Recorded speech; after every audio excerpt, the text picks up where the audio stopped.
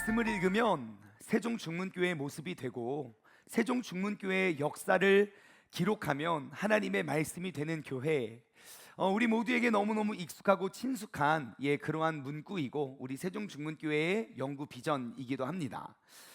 여러분, 세종중문교회의 역사를 기록하면 그것이 곧 하나님의 말씀, 곧 하나님의 뜻이 되는 교회. 여러분, 지금 우리는 이전에 보지 못했던 한국 교회의 역사를 지금 우리가 써 내려가고 있다는 사실을 여러분 혹시 알고 계십니까? 여러분들은 그냥 왔다 가는 것일지 모르지만 여러분, 지금 우리 세종중문교회는요, 한국 교회의 정말 이전에도 아무리 찾아봐도 찾아보기 어려운 새로운 역사, 새로운 길을 우리가 지금 발견하고 써나가고 있다는 사실을 여러분 꼭 기억했으면 좋겠어요. 지난 주일 갑작스러운 중대 발표가 있은 후에 정말 긴 한 주를 보냈던 것 같아요. 한 주밖에 지나지 않았다는 사실이 너무 신기할 정도로. 근데 저뿐만 아니라 이 자리에 함께 계시는 우리 모두도 그러했을 거라 생각을 합니다. 정말 많은 분들의 눈물을 보았습니다.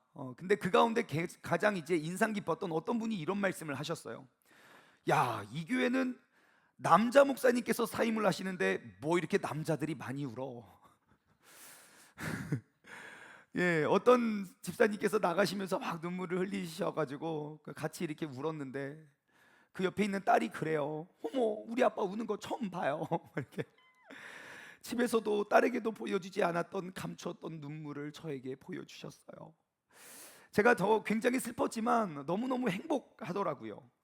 성도님들이 눈에서 흐르는 그 눈물에 정말 마음도 아팠지만 한편으로는 너무 기쁘고 감사했습니다. 왜냐하면 정말 대한민국을 넘어서 전 세계에 이렇게 사랑받는 목회자가 어디 또 있을까라는 그런 생각이 들 만큼 너무너무 감사하고 행복했던 그런 한 주를 보냈습니다. 재미있는 사실이 한 가지 있습니다. 우리는 분명 이제 저의 사임과 그리고 앞으로 이제 세종중문교회가 어떻게 이제 변화되는 그런 변화에 대한 하나의 사실을 둘러싼 수많은 루머들이 지금 막 떠들고 있다는 그러한 내용입니다. 청빙을 받아서 세종중문교회를 사임한다라는 말도 있고요. 교회 내부의 어떠한 갈등 때문에 목사님이 갑자기 긴급히 사임을 한다. 봐라, 지금 모든 교역자들이 다 바뀌고 있지 않느냐 라고 사실과 전혀 무관한 말들이 이렇게 만들어지기도 했고요. 또 듣고 되게 황당했던 루머는 본당에서 장충만 목사를 몰아냈다. 그런 루머를 듣기도 하였는데 그 중에 최고는 이겁니다. 장경동 목사님과의 불화설. 여러분, 저 올해 42살이 되었는데 저 지난 42년 동안 아버지랑 저랑 지금 가장 가까이, 우리 가장 친한 사이가 되었거든요. 우리는 같이 평생 처음으로 고속버스를 둘이 타고 서울까지 갔다 온 사람입니다. 같이 전철도 타고 많은 대화도 나누고 많은 생각도 나누고, 제가 여느 때보다 아버지랑 가장 친밀하고 가장 가까이 소통하고 교제하고 있는데 그 소문과 루머들이 우리 두 명의 사이를 완전히 갈라놓았더라고요. 그 사람 말만 들으면 아마 뭐 이런 거죠. 사울은 천천히요, 다윗은 만만이다. 이놈을 지금 빨리 잘라내야 된다. 여러분, 제가 이 하나의 사실을 둘러싼 수많은 루머들을 통해서 이런 생각이 들더라고요. 어떠한 하나의 사실에 대해서 사람들은 모두 자기 방식대로 해석을 하고 생각을 하는구나, 이런 것 같아요. 내가 생각해낼 수 있는 나의 모든 경험과 나의 모든 지식의 상자 안에 나의 삶의 모든 사건들을 그 안에 담아두고 해석하려는 것 같아요. 내가 어떠한 경험이 있고 어떠한 선입견이 있고 어떠한 고정관념이 있고 어떠한 틀이 있으면 이 안에 모든 사건들, 즉 하나님께서 행하시는 일들은요, 내 생각보다 작지 아니하고 대부분의 하나님께서 행하시는 일들은, 하나님이 계획하신 거는 내 생각보다 더 크고 더 멀리 있음에도 불구하고 하나님의 그 크신 뜻을 나는 본 적이 없고 경험한 적이 없으니까 나의 생각과 나의 틀과 나의 방법 안에 하나님의 것을 계속 집어넣으려고 하니 사실도 아니고 근거도 없는, 그냥 밑도 끝도 없는 자신의 생각과 자신의 의지로 끊임없이 소문을 만들어내고, 이러한 나만의 생각은 사실을 사실로 보지 못하고 사실을 왜곡하게 만들어내고 있다는 사실입니다. 왜 이렇게 이런저런 루머들이 만들어져 가고 있는가 생각하면서 이러한 생각이 들었어요. 여러분도 한번 생각해 보세요. 여러분 지금 우리 교회 세종중문교회의 역사와 같은, 우리 세종중문교회와 같은 행보가 지난 약 140년 한국 기독교 역사에 이와 비슷했던 일이나 이러한 일들을 혹시 보신 적 있습니까? 한번 생각해 보세요. 이렇게 멋지게 건축을 하고 뭔가 어떠한 열매, 즉 좀 세속적인 말로 제가 단물을 쪽쪽쪽 다 먹고 막 와 더 유명해져 가지고 가는 거 누구나 해요. 그거 어디서 많이 봤어요. 그런데 여러분 이렇게 건축을 멋지게 잘 하고 그 모든 걸 내려놓고 돌연 나를 부르는 곳이 있다고 이렇게 그냥 사역지를 돌연 옮겼던 한국 교회의 어떠한 예나 모델이나 샘플을 혹시 여러분 알고 계십니까? 저는 뭐 많은 교회들의 이야기를 알지는 못하지만 일단 저는 한 번도 보지 못했던 것 같아요.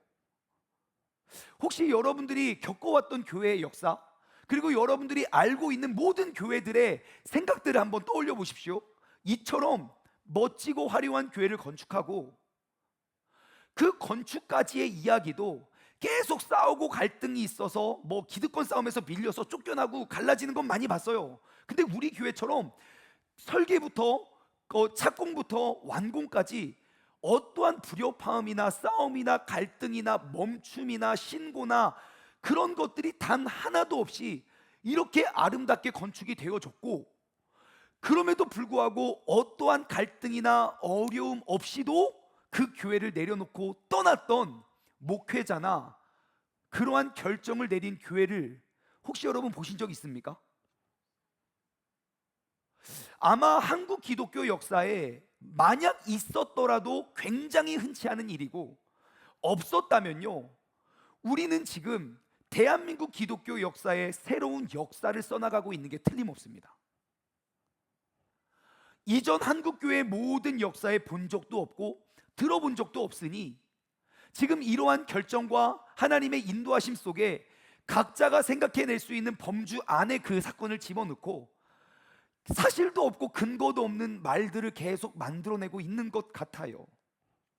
그러면서 사람들은 이렇게 말해요. 에이, 뭔가 있겠지.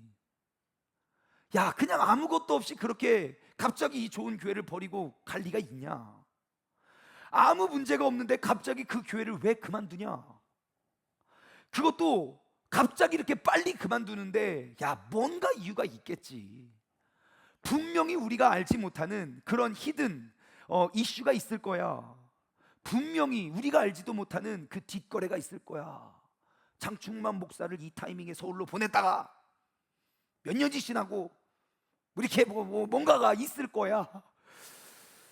여러분, 정말로 제가 여러분들에게 나눠드린 그 일들이 그 사실 전부이고, 인간적인 어떠한 계획과 어떠한 생각은 조금도 없이 그냥 하나님이 말씀하시고 인도하시고 이끄시는 대로 우리는 순종할 따름입니다.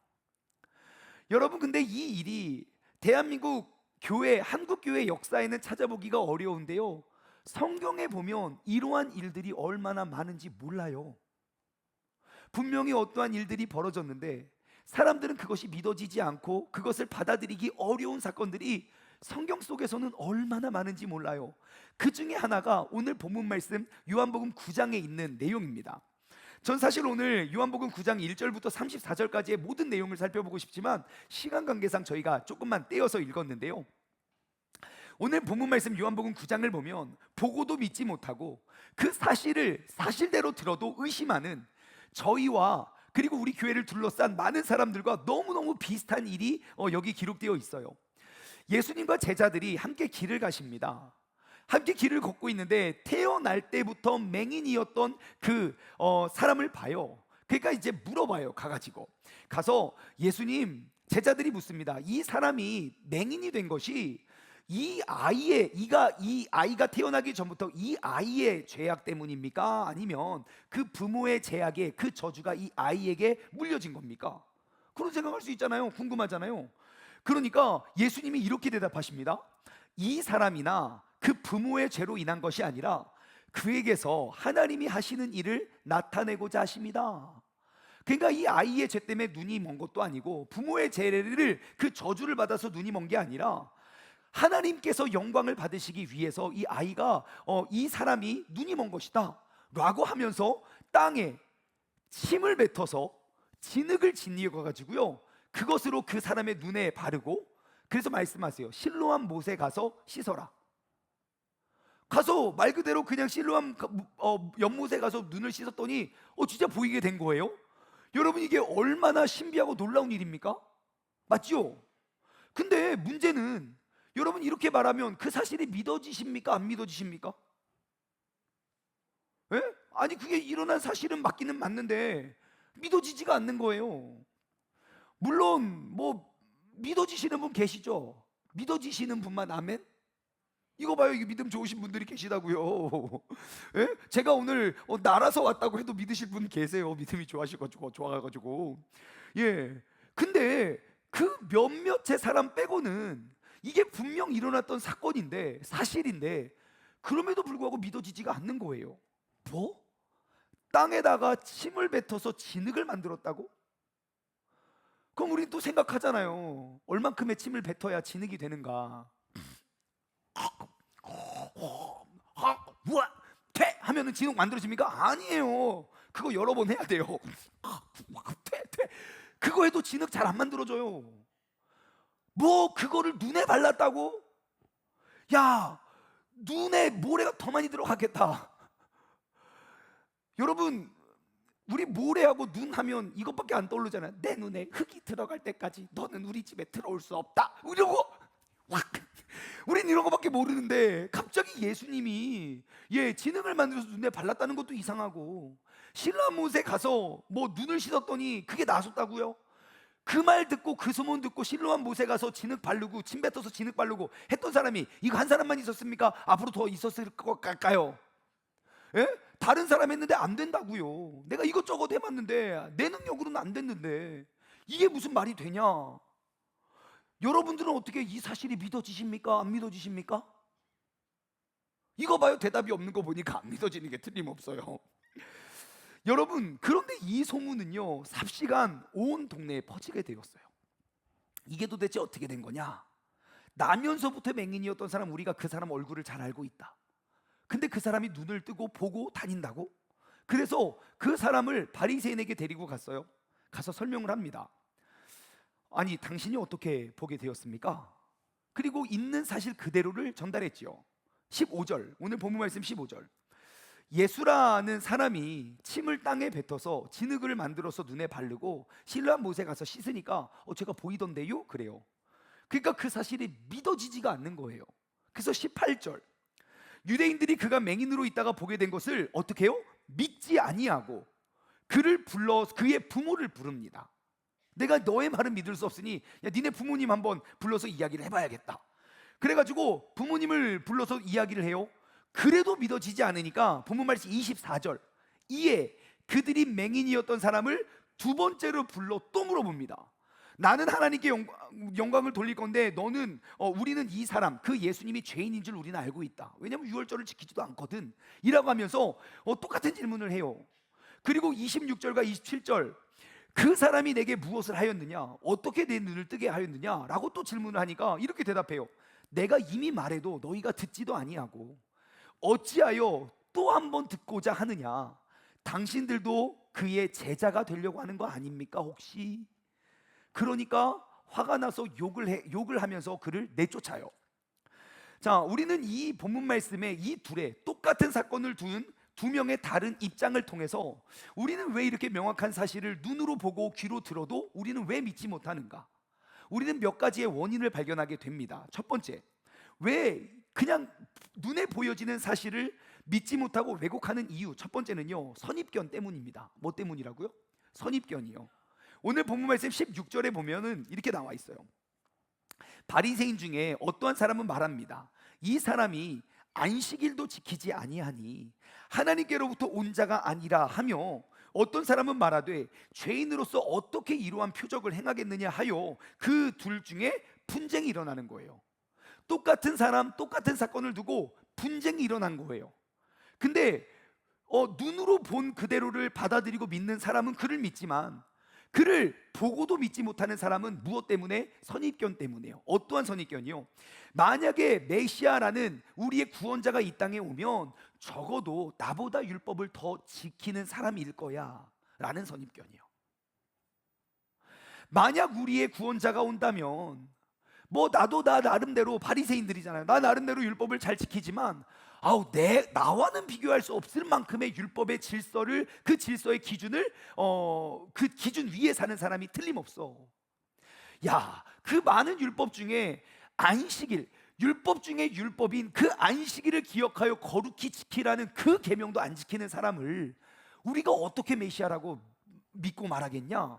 라는, 그들이 내가 기다렸던 메시아를 내가 상상하고 그가 만들어 오는 상자 안에 예수님의 모습이 그러하지 않으니, 율법보다 더 중요한 예수 그리스도의 가르침과 율법에서는 기록되지 않았던 율법을 초월한 하나님의 기적과 능력을 눈으로 보고 귀로 들으면서도 그 모든 사실을 왜곡시켜 버렸다는 거예요.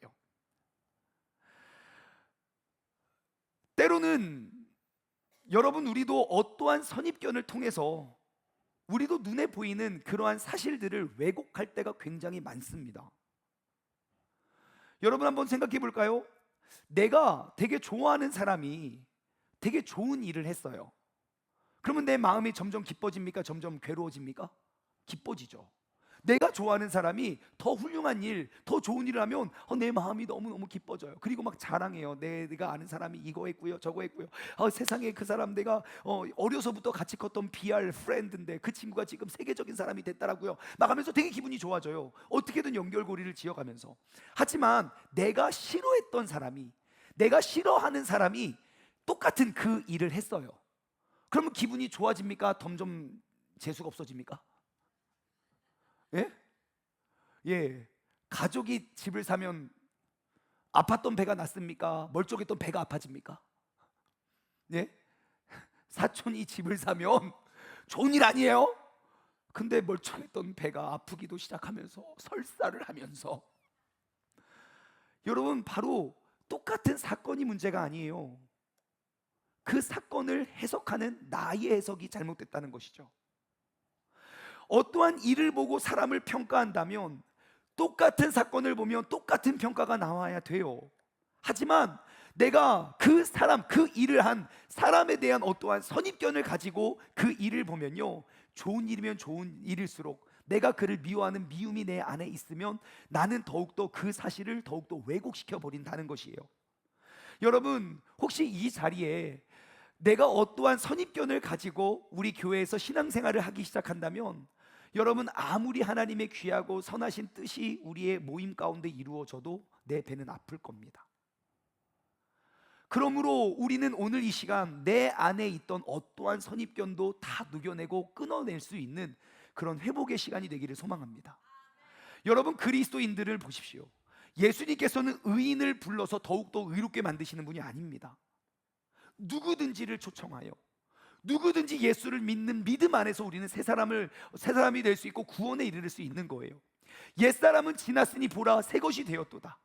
여러분, 우리가 아직 죄인 되었을 때 주님께서는 죄인의 모습 그대로를 불러, 네가 어제까지는 죄인일지 몰라도 오늘부터 너는 새로운 사람이 되었으니, 그 새로운 사람의 삶의 모습을 우리가 기대하고 나아가는 것이 믿음의 사람입니다. 내가 저 사람 과거 알아, 저 사람 옛날에 그랬어, 그 선입견이 하나님이 그 사람을 지금 사용하시는 그런 모든 새로운 일들의 걸림돌이 되고 있다는 사실을 여러분, 우리가 꼭 기억하고, 우리 세종중문교회, 세종시의 도피성교회는 어제의 선입견으로 오늘 하나님의 행하심을 바라보지 못하는 교회가 아니라, 오늘, 어제 어떠하였던지 간에 오늘 새롭게 역사하실 그 하나님을 기대하며 모든 선입견도 없이, 편견도 없이 하나님이 그 사람을 통하여 행하시는 일들을 바라보며 나아갈 수 있는 그런 믿음의 공동체가 되기를 소망합니다. 여러분, 똑같은 사건을 왜곡시켜 보는 이유 두 번째는요, 그 마음속에 있는 불신 때문입니다. 뭐 때문에요? 불신이요, 믿지 못함이죠. 오늘 본문 말씀 18절과 25절 말씀 보면요, 유대인들이 그가 맹인으로 있다가 보게 된 것을 믿지 아니하고, 그가 맹인으로 있다가 보게 된 것을 그냥 믿으려고를 안 해요. 지금 보고 있는데 안 믿어요. 그래서 그 부모를 부르거든요. 그리고 나서 25절, 대답하되 그가 죄인인지 내가 알지는 못하겠으나, 예수님 말하는 거예요. 한 가지 아는 것은 내가 맹인으로 있다가 지금 보는 것입니다. 나가 맹인으로 있던 거 다 아시잖아요. 근데 지금 보고 있잖아요. 근데 보면서도 왜 나를 못 믿어요? 라는 마음이 너무너무 마음이 아프잖아요. 여러분, 그때 왜 이들은 믿지 못합니까? 간단해요. 내가 믿지 않기로 작정했거든요. 내 마음속에 있는 불신은요, 아무리 무엇을 갖다 주고 아무리 사실을 갖다 주고 증거하고 증명해도요, 믿을 마음과 믿을 생각이 없어요. 생각해 보세요. 맹인인 자를 왜 두 번이나 부르고 그의 부모까지 불렀을까요? 안 믿어져서 자꾸 불렀을까요? 나도 모르게 자꾸 믿어지니까 자꾸 불렀을까요? 예, 안 믿고 싶지만 자꾸 믿어지니까 계속 부르는 거예요. 하지만 믿어지면 믿으면 되는데, 믿어지면 믿어질수록 더욱더 안 믿으려고 노력해요. 왜요? 내 안에 뿌리 깊게 자리하고 있던 불신 때문이에요. 여러분, 어떠한 증거를 가져다 줘도 내 안에 있는 불신은 내가 앞으로 믿음 생활하는 그런 모든 믿음, 하나님의 행하심을 우리가 다 죽여버리는 그러한 사람이 될지 모릅니다. 어떠한 증거를 대면 될수록 나의 믿음이 커져야 되는데, 내 불신이 내 안에 자리하고 있으면요, 어떠한 기적과 간증을 봐도, 아무리 크고 놀라운 위대한 일을 하나님께서 행하심을 보고도 우리는 속으로 의심할 거예요. 에이, 뭔가 있겠지. 분명히 뭔가 있을 거야. 여러분, 내 마음속에 있는 불신은 나의 믿음을 자라나지 못하게 가로막습니다.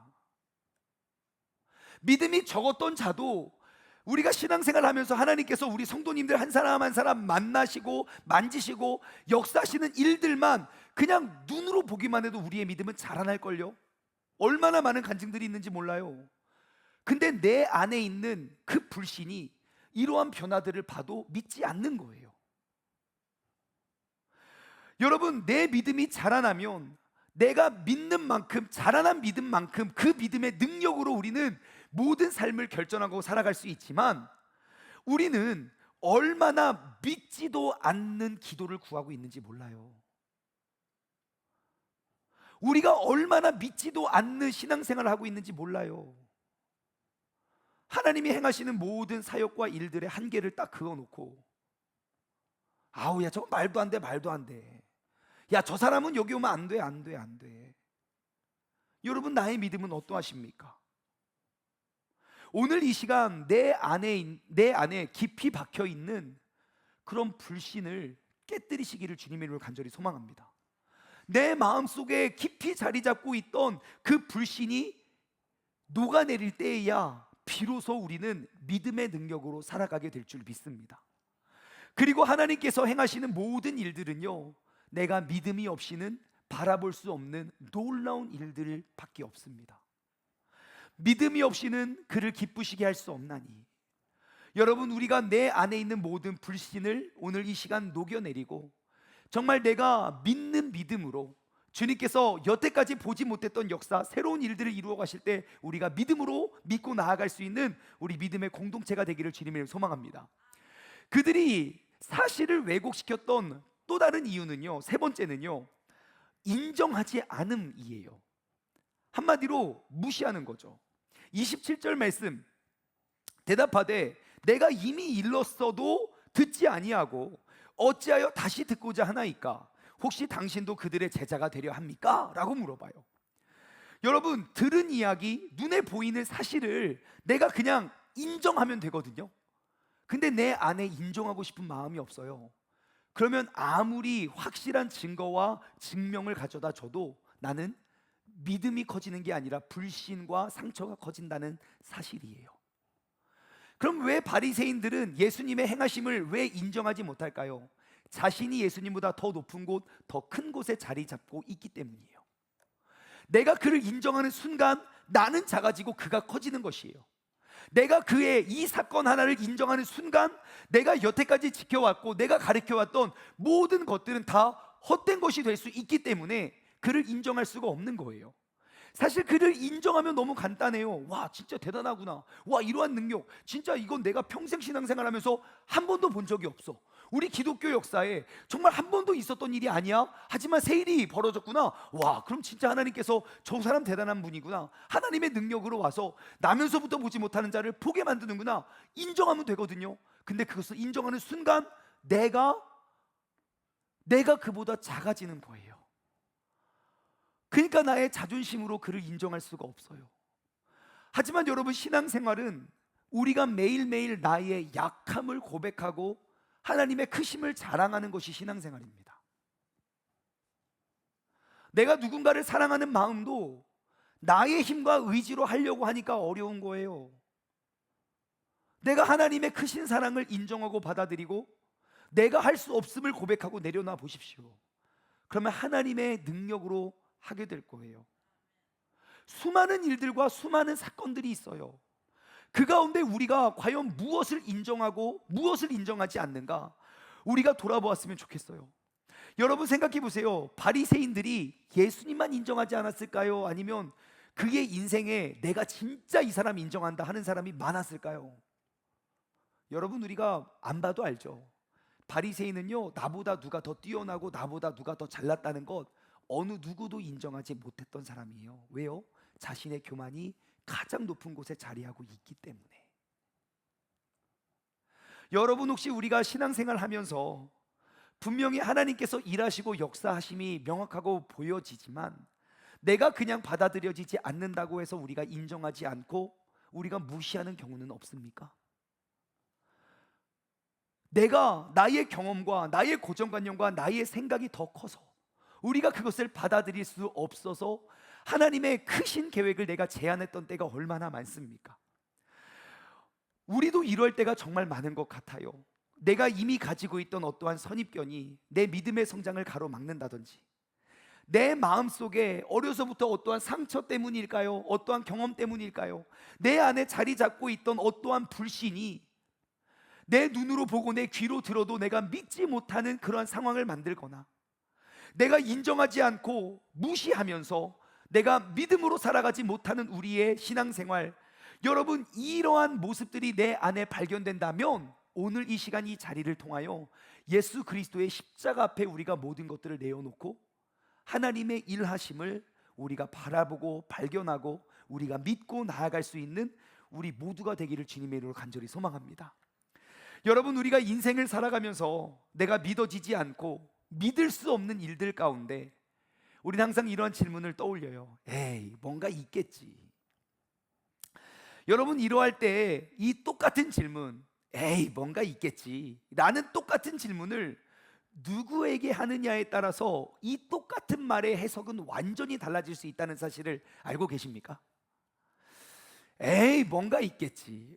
오늘 우리가 겪고 있는 사건으로 한번 가지고 와 볼게요. 지금 갑자기 느닷없이 교회를 사임하고 옮기고 막 뭐 교육자 바뀌고 막 진행되는 그런 모든 일들 가운데 에이, 뭔가 있겠지, 이 질문을 능력이 없는 사람에게 던지잖아요. 그러면 우리 마음속에 의심이 쌓입니다. 믿어지지 않고 그냥 해석이 잘 되지 않으니까 분명히 뭔가 있을 거야. 에이, 뭔가 더 큰 계획이 있을 거야. 야, 어느 바보가 이렇게 교회 잘 져놓고 교회를 사임하는 사람이 어디 있어? 뭔가 있을 거야. 에이, 뭔가 있겠지. 어떠한 일이 진행되면 진행될수록 우리의 상식 속에서 벗어나는 행보가 보여지면 보여질수록 우리는 더욱더 큰 의심이 커집니다. 그런데요, 똑같은 질문을 전능하신 하나님께 올려드리잖아요. 능력 많으신 하나님께 올려드리면 우리는 에이, 뭔가 있겠지라고 생각할 때마다 우리의 마음속에는 더욱더 큰 기대가 쌓여집니다. 똑같은 상황, 똑같은 사람들에게 일어난 사건에 대해서 에이, 뭔가 있겠지, 그 질문을 사람에게 기대하면 여러분, 드러나지 않은 나의 모든 의심과 나의 모든 불신과 나의 모든 선입견이 더 나쁜 말들과 생각들을 만들어내요. 하지만 내가 똑같은 질문을 하나님께 올려드리잖아요. 그러면 그 하나님이 지금까지 어떻게 일하셨는데요? 성경을 보세요. 우리의 모든 상식 속에서 하나님 일하시지 않으세요. 성경의 모든 믿음의 사람들 보세요. 맹인을 말씀과 기도로 고치는 게 아니라 진흙을 짓이겨서 눈에 붙여서 그것을 쉽게 만드는 것 누구도 본 적 없어요. 하지만 주님께서는 그렇게 늘 새롭게 역사하신다고요. 그러므로 에이 뭔가 있겠지라는 질문은 내 믿음을 작게 만드는 도구가 아니라 내 믿음을 더욱더 크게 만드는 질문이 되어야 할 줄 믿습니다. 여러분 그거 아십니까? 성경에 등장하는 모든 사람들은요 이와 같은 질문들을 늘 던지면서 하나님께 던지면서 그들의 믿음을 키워냈던 사람들이에요. 에이 뭔가 있겠지. 이 질문은요 내 안에 의심을 키워내는 질문이 아니라 내 안에 하나님의 크심을 믿게 만드는 믿음을 키워냈던 도구였다는 거예요. 한 명씩 인물을 대볼까요? 노아 할아버지 있잖아요. 노아 할아버지. 노아가요 500살 때까지 자식이 없었어요. 500살이 되어서 아기를 낳기 시작했어요. 아들 셋. 근데 그 이후에 하나님께서 갑자기 느닷없이 산꼭대기에 방주를 지으래요. 여러분 창세기 1장부터 5장 6장 그 노아가 등장할 때까지 비가 내렸다는 구절이 없어요. 홍수가 뭔지를 모른다고요. 근데 하나님이 말도 안 되는 거 요구하세요. 야 산꼭대기에서 방주를 지어라. 그럼 노아가 100년 가까이 그 방주를 지면서 뭐 했겠습니까? 에이 뭔가 있겠지. 진짜 비라는 게 내리겠지 뭐. 그러한 믿음의 확신이 있었기 때문에 그 오랜 기간 동안 외로이 그거 순종한 거 아닙니까? 여러분 아브라함 보세요. 본토 친척 아버지의 집을 떠나라는 조건이 75살에 들렸어요. 75세. 여러분 75세에 이사 가기 쉽습니까? 어렵습니까? 예? 75년 동안 내가 고향에서 살다가 내가 75세가 되어서 나 세종이 요즘 신도시고 젊은 사람들을 많이 사는데 나 한번 이사 한번 가볼까?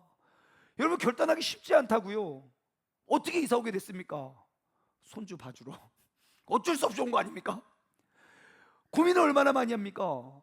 아브라함도 마찬가지예요. 너의 본토 친척 아버지의 집을 떠나서 내가 너에게 보여준 땅이 아니에요. 보여줄 땅을 향해 나아가라. 아브라함이 어떻게 순종합니까? 에이 뭔가 있겠지. 내가 지금껏 보지 못했던 하나님의 새로운 계획이 있겠지. 나아가잖아요. 여러분 모세 아시죠? 모세 40살 동안 40살이 되도록 왕국에서 자란다고요. 그리고 그 혈기를 못 이겨서 어떤 백성을 한 명 후드려 팼는데 죽어버렸어요. 그러니까 그 루머에 어떠한 소문에 휩싸여서 그 지역을 그 왕궁을 떠나 도망갑니다. 그리고 하나님께서 그 도망자로 살았던 모세를 80살이 되어서 그를 불러요. 모세가 뭐라고 합니까?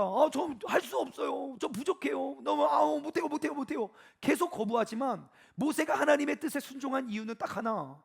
에이 뭔가 있겠지. 하나님의 음성에 순종하였더니 여러분 그가 살아왔던 80년의 생활 비교할 수도 없는 황홀한 나날들을 나머지 40년 동안 누립니다.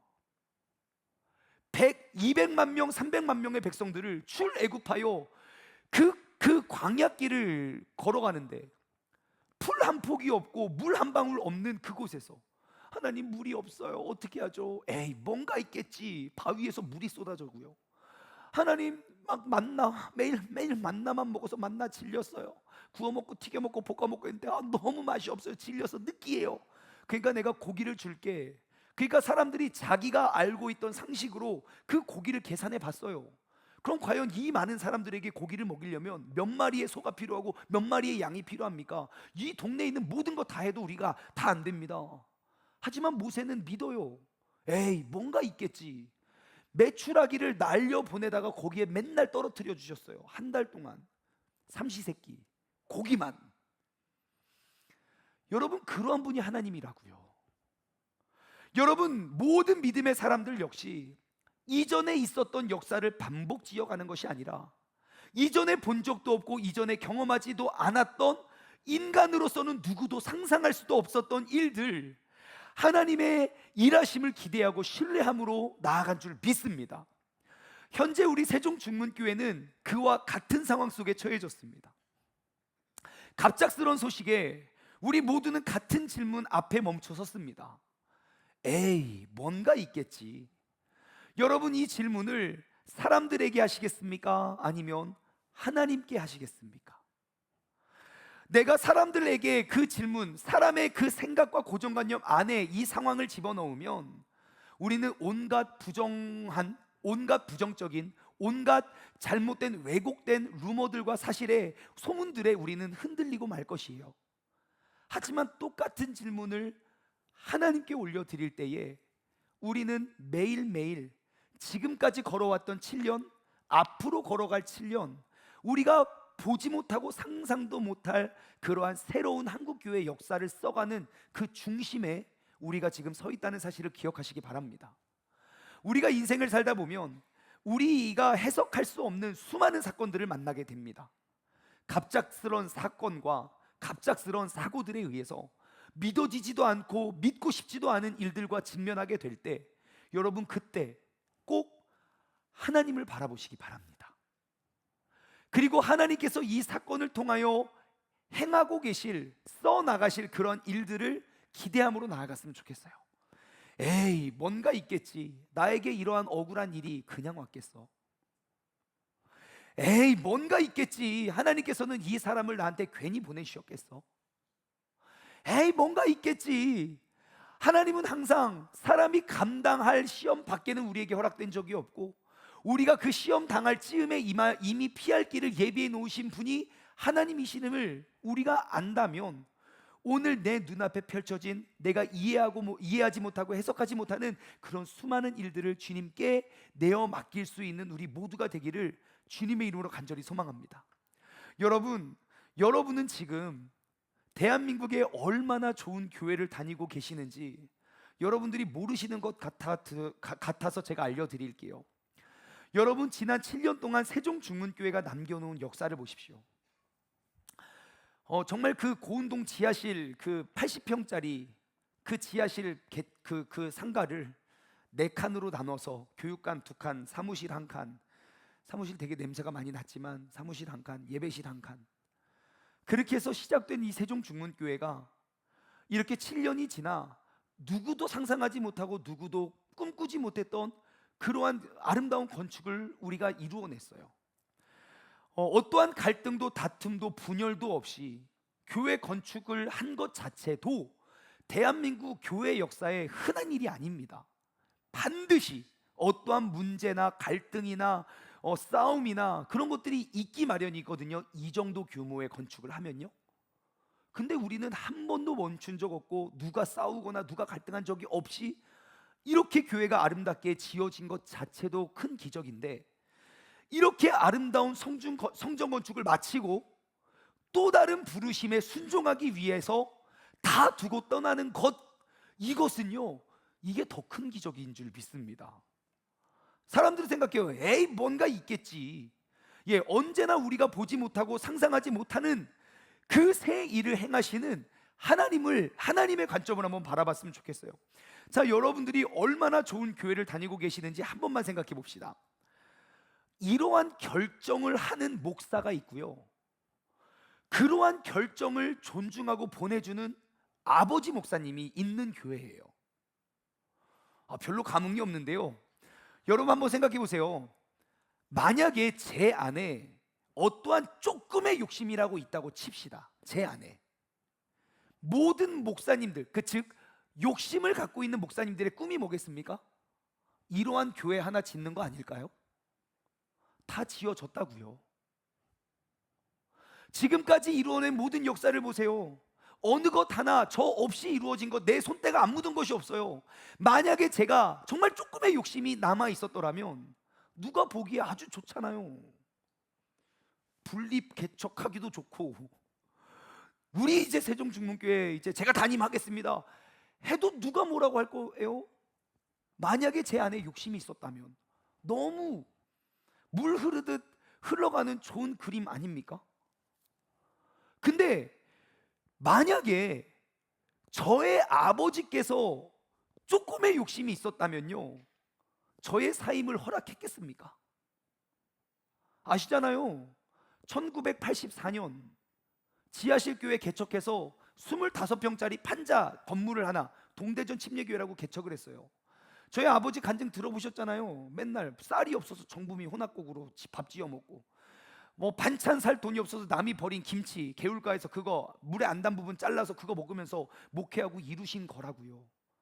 그럼 이렇게 커진 곳 누구를 줄까요? 그게 어디로 가야 아버지가 평생 눈 감을 때까지 행복해 하시겠습니까?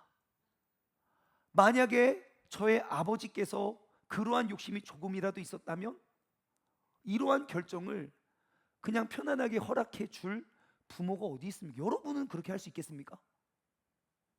내가 평생 그렇게 고생해서 이만큼이나도 이루어 놨는데 그 아들이 뭐 사기를 치는 것도 아니고 거짓말을 하는 것도 아니고 막 능력이 부족해서 막 그런 것도 아니고 그냥 물 흐르듯 흘러가면 되는 거 아닙니까? 여러분, 중문교회와 세종중문교회를 이끌어가는 목자들이 어떠한 인간의 욕심이 아니라 하나님의 뜻을 묻고 그 뜻에 순종하려고 노력하여 세워가는 교회가 바로 이 교회라는 사실을 여러분 꼭 기억하십시오. 여러분, 이러한 정신이 바로 서 있는 교회이고 그 교회를 세워가고 있는 분이 바로 여러분임을 기억하시기 바래요. 저는 앞으로 세종중문교회의 역사가 어떻게 써나갈지는 몰라요. 하지만 저는 무척 기대가 돼요. 왜냐하면 이전에 이러한 역사를 본 적이 흔치 않거든요. 하지만 우리가 기대하는 것은 무엇이냐? 앞으로 우리 세종중문교회가 하나의 모델이 되고 샘플이 되어 우리 교회와 같은 발걸음을 따라오는 교회들이 생길까요? 안 생길까요? 그러면 우리는 역사의 메이커, 히스토리 메이커, 길을 만드는 웨이 메이커임을 여러분 기억하시기 바래요. 여러분, 이 명확한 사실을 증거하는 성도님들이 되기를 주님의 이름으로 간절히 소망합니다. 본문 말씀의 맹인은요, 바리새인들에게 두 번이나 불려가요. 첫 번째 불려갈 때는 도대체 이게 어떻게 된 일이냐라고 그 이야기를 들어가요. 하지만 두 번째 불려갈 때는 분위기가 달라요. 왜냐? 첫 번째 불려가고 두 번째 불려가기 전에 중간에 부모님들이 불려가거든요. 근데 부모님들은 내가 출교 당하기를, 그러니까 예수님을 믿는 사람들을, 예수님을 구주로 시인하는 사람들은 우리 공동체 안에서 출교시키기로 결정을 했어요. 여러분, 출교가 뭔지 아십니까? 내가 이 공동체 속에서 출교를 당하면 어떠한 재정, 금융 거래를 할 수가 없어요. 은행 못 가고요, 장도 못 받고 돈도 못 써요. 그냥 출교된 사람이에요. 뿐만 아니라 출교가 되잖아요. 그 사람이 죽어요. 출교된 사람이 죽으면 장례식도 치러줄 수가 없어요. 그러니까 거의 죽은 시체와 같은 삶을 살아갈 수밖에 없는 게 출교예요. 그러니까 부모님이 그 출교 당할까 무서워서 저는 모르겠어요. 그 아이 성인이니까 걔한테 물어보세요. 그리고 두 번째 그를 부릅니다. 바리새인들이 이야기했겠죠. 야, 니네 부모는 이렇게 대답을 했다. 어떻게 된 일이야? 그런데 그 눈먼 맹인, 이제 보게 된 맹인은 이야기합니다. 내가 아까도 말했잖아요. 그 예수라는 분이 진흙을 짓이겨 눈에 붙이고 그것을 씻었더니 내가 이렇게 보게 된 거를 왜 믿지를 못해요? 혹시 여러분들도 그 예수님 믿고 싶어서 그런 거 아니에요? 여러분, 이 사람이 쫓겨난 이후에 남겨놓은 역사를 한번 보십시오. 이 맹인의 고백 34절을 보니까요, 그들이 대답하여 이르되 내가 온전히 죄 가운데서 나서 우리를 가르치느냐 하고 이에 쫓아내어 보내니라 그래요. 한 가지 사건이 있었어요. 그리고 두 가지 다른 해석이 있었어요. 이 모든 사실을 은둔하고 감추고 믿지 못해서 가두려는 그런 바리새인들의 소문, 그리고 약자예요. 출교당한 사람이라고요. 맹인이었고 거지였어요. 누구도 나의 편이었고 누구도 나를 믿어줄, 지지하는 사람이 없어요. 그의 목소리, 여러분, 남겨놓은 역사는 무엇을 기록하고 있습니까? 그 기득권층에 남겨놓았던 그러한 것들에 의해서 소문이 점점점 줄어드는 것이 아니라 그 진리를 속에서 예수 그리스도의 이름과 그 영광은 더욱더 세상 끝까지 퍼져나갔다는 것이에요. 여러분, 우리가 오늘 이 시점에서 하나님을 향해 이러한 질문을 던지기를 소망합니다. 뭔가 있겠지. 말씀을 맺겠습니다. 여러분, 세종중문교회는 한국 교회의 새로운 역사를 써나가고 있는 교회입니다. 우리가 흔히 찾을 수 있는 어떠한 모델도 없고 샘플도 찾아보기 어려운 그 새로운 길을 우리는 걷고 있습니다. 여러분들이 지금까지 겪어왔고 여러분들이 봐왔던 대로 하나님의 부르심과 하나님의 인도하심 속에 우리가 순종할 따름입니다. 하나님의 말씀을 읽으면 세종중문교회의 모습이 되고, 세종중문교회의 발자취를 기록하면 하나님의 말씀, 하나님의 뜻이 되는 교회. 여러분, 그러면 오늘 이 환난, 우리가 이해하기 어렵고 납득하기 어려운 이 사건 속에서 이것이 하나님의 뜻이라면 우리의 내일은 어떠한 역사가 남겨지게 될까요? 오직 하나님의 음성에 귀를 기울이고, 오직 사람의 눈으로 이해가 되진 않지만 하나님의 부르심에 순종하려고 노력하고자 씨름하는 그러한 교회가 어찌 잘못되겠습니까? 여러분, 우리 모두는 지금까지 그러한 교회를 세워왔고 지금부터도 앞으로 계속 그러한 교회를 세워가게 될 것입니다. 그러한 성도님들이 여기에 계시는데, 여러분, 세종중문교회 내일의 역사는 어떠할까요? 에이, 뭔가 있겠지. 내가 인간적인 생각으로는 이게 좀 말도 안 되고 분명 뒷거래가 있을 것 같은 모습이지만, 아니요, 하나님의 그 뭔가 있겠지의 계획은 우리의 내일의 역사를 써나갈 겁니다. 바로 이 자리에 모이는 우리 모두를 통해서요. 여러분의 이 질문을 우리가 하나님께 올려드릴 수 있는 믿음의 공동체 되기를 주님의 이름으로 간절히 소망합니다. 적용 질문을 드립니다. 첫 번째, 에이, 뭔가 있겠지. 여러분, 이 질문을 내 믿음을 키우는 도구입니까? 내 믿음을 줄이는 도구입니까? 우리는 똑같은 상황, 똑같은 사람들 앞에 섰어요. 하지만 이 질문을 하면 할수록 하나님에 대한 크고 놀라운 비밀과 크고 놀라운 일들을 행하실 주님을 향한 믿음이 커집니까? 아니면 세상 사람들의 말과 소리와 소문에 우리가 흔들려서 나도 똑같이 의심하고 똑같이 하나님의 크신 계획을 나의 사고방식 안에 가두는 사람입니까? 우리의 이 질문을 하나님께 올려드릴 수 있는 믿음의 가족들 되길 소망합니다.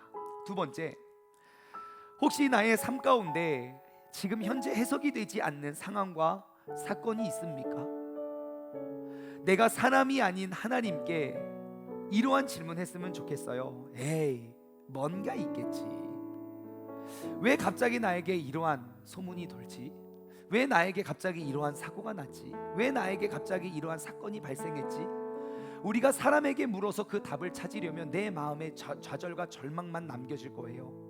물으면 물을수록 해석이 되지 않아 우리의 갈등은 점점 커질 거예요.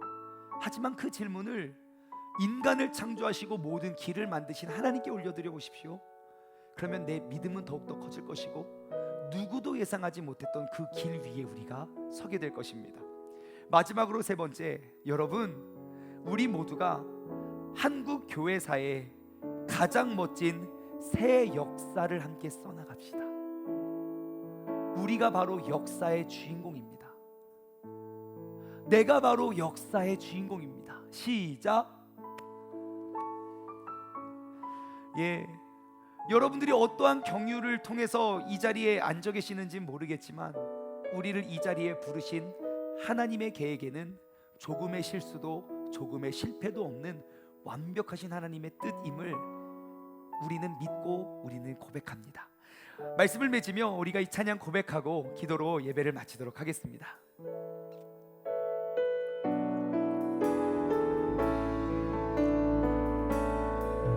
하나님의 부르심에는 후회하심이 없네.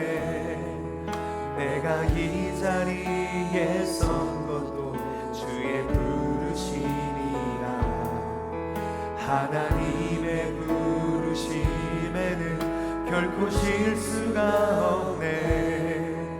나를 부르신 하나님의 신실하심을 믿네. 다시 한번 고백할까요? 하나님의 부르심에는 후회하심이 없습니다. 내가 이 자리에 선 것도 주님의 부르심 때문입니다. 하나님의 부르심에는 조금 꿈에 쉴 수가 없습니다. 나를 부르신 하나님의 그 신실하심을 나는 믿습니다. 날 부르신 뜻 내 생각보다 크고 날 향한 계획 나의 지혜로 측량 못하나 가장 좋은 길로 가장 완전한 길로 오늘도 날 이끄십니다. 작은 나를 부르신 뜻을 나는 알 수 없지만 오직 감사와 순종으로 나는 주님의 길을 가겠습니다. 때론 내가 연약해져도 주님께서 날 도우시니 나는 그 주님의 놀라운 큰 계획을 나는 믿으면서 나아갑니다. 아멘. 부르신 뜻 내 생각보다 크고 날 향한 계획 나의 지혜로 측량 못하나 가장 좋은 길로 가장 완전한 길로 오늘도 날 이끄십니다. 날 부르신 뜻 날 부르신 뜻 내 생각보다 크고 날 향한 계획 나의 지혜로 측량 못하나 가장 좋은 길로 가장 완전한 길로 오늘도 다 같이 두 손을 번쩍 들고 주님의 이름을 한번 부르짖고 합시다. 기도하겠습니다. 주여, 아버지 하나님의 크고 놀라우신 계획을 아버지 하나님 우리가 이루고 우리가 부르고 우리가 주님의 뜻을 발견하며 나아갈 수 있는 믿음의 가족들 되게 하여 주시옵소서. 아버지 하나님, 인간의 모든 생각과 인간의 모든 계획과 인간들이 알고 있는 어떠한 선입견과 어떠한 불신에도 아버지 하나님 내 눈앞에 펼쳐져 있는 이 모든 상황과 이 모든 사건들을 하나님 앞에 내어놓았을 때에 아버지 하나님께 생각하실 놀라운 크고 비밀한 일들이 나의 내일을 계획하고 나의 내일을 만들어내게 될 줄 믿습니다. 하나님, 이 자리에 있는 우리 모두는 지금껏 한 번도 본 적 없고 지금껏 한 번도 누리지 못했던 새로운 역사의 주인공입니다. 나의 삶에 지금 나의 생각으로는 해석이 되지 않는 그 일과 그 사건을 통하여 아버지 하나님 우리가 더욱더 하나님을 바라보며 하나님을 기대하며 나아갈 수 있는 믿음의 복된 자녀들 되게 하여 주시옵소서. 아버지 하나님, 우리의 마음을 우리의 생각을 그 모든 것들 주님께 내어 맡기고 우리가 주님을 신뢰하는 그 믿음을 통하여 내 눈으로 보이지 않는 내 생각으로는 풀리지 않는 그 아버지 하나님의 뜻을 우리가 이루고 누리며 나아갈 수 있는 믿음의 복된 자녀들 될 수 있도록 주님께서 인도하여 주시옵소서. 날 부르신 뜻 내 생각보다 크고 날 향한 계획 나의 지혜로 측량 못하나 가장 좋은 길로 가장 완전한 길로 오늘도 날 이끄신 가장 좋은 길로 가장 좋은 길로 가장 완전한 길로 오늘도 날 이끄시네. 우리가 인생을 살다 보면 우리 눈앞에 펼쳐지는 수많은 어려움과 갈등과 수많은 상처와 아픔들 속에서 우리는 자꾸만 지난 날들의 나의 선입견을 되돌아보게 됩니다. 심지어 내 안에 있는 믿음까지도 내가 만들어 오는 그 선입견과 불신과 그 인정하지 못함의 상자 안에 우리가 가둬놓고 우리가 모든 하나님의 일하심과 역사하심을 우리는 가둬둘 때가 많습니다. 하지만 여러분 아시잖아요. 그 상자 안에 갇혀놓은 믿음, 어떠한 새로운 역사를 써나지 못하고 끊임없는 그 반복 속에 우리는 그 아픔과 상처를 울부짖고 있는 것 아닙니까? 여러분, 이제는 내가 가둬놓았던 그 상처, 에이 뭔가 있겠지 라는 질문을 사람들에게 묻는 것이 아니라 하나님께 내어놓을 때에 우리는 지금껏 경험하지 못하고 어제도 생각하지 못하고 지금 이 순간까지도 믿지 못했던 하나님의 놀라운 일들의 주인공이 될 줄 믿습니다. 우리 세종중문교회가 한국교회에 없었던 새로운 길을 만드는 그 웨이메이커의 사명을 감당하고 그 세종중문교회를 세워가는 우리의 믿음과 우리의 중심이 내가 지금껏 알아왔던 것이 아니라 내가 지금껏 봐왔던 것이 아니라 보여주실 하나님의 놀라운 역사와 섭리 가운데 우리가 하나님의 크심을 증명하고 자랑할 수 있는 우리 모두가 되기를 소망합니다. 하나님 아버지 감사합니다. 오늘도 너무너무 귀하고 복된 날 주님께서 우리를 주님의 말씀과 또 주님의 마음과 주님의 뜻과 또 주님께 올려드리는 찬양과 그 기도가 가득한 주일 우리가 예배로 우리의 발걸음을 인도하여 주신 주님께 감사를 드립니다. 하나님, 날 부르신 그 하나님의 뜻은 조금도 실수가 없고 실패가 없을 터인데 아버지 하나님의 부르심 속에 나의 모든 것들을 내어 맡겨 세상 사람들 어느 누구도 알지 못하고 경험하지 못했던 그 새로운 길을 우리 모두가 함께 써나가 대한민국 역사의 새로운 모델이 되고 새로운 샘플이 되어 모든 사람들이 바라보기에 하나님의 영광을 올려드리고 우리가 잘못 알고 있었던 교회와 기독교인들의 선입견들을 바꾸어낼 수 있는 교회를 세워가고 있는 우리 세종중문교회 모든 성도님들, 하나님 우리의 믿음과 우리의 고백과 우리의 발걸음을 모아주시어 한국교회 새 역사를 써나가게 하여 주시옵소서. 이제는 우리 주 예수 그리스도의 은혜와 아버지 하나님의 무한하신 사랑하심과 성령님의 교통하심이 한국교회 이전에 없었던 새로운 역사를 하나님께 내어 맡기고 써가길 소망하는 우리 사랑하는 세종중문 가족들 머리 위에 이제로부터 영원토록 함께 하시길 간절히 축원하옵나이다.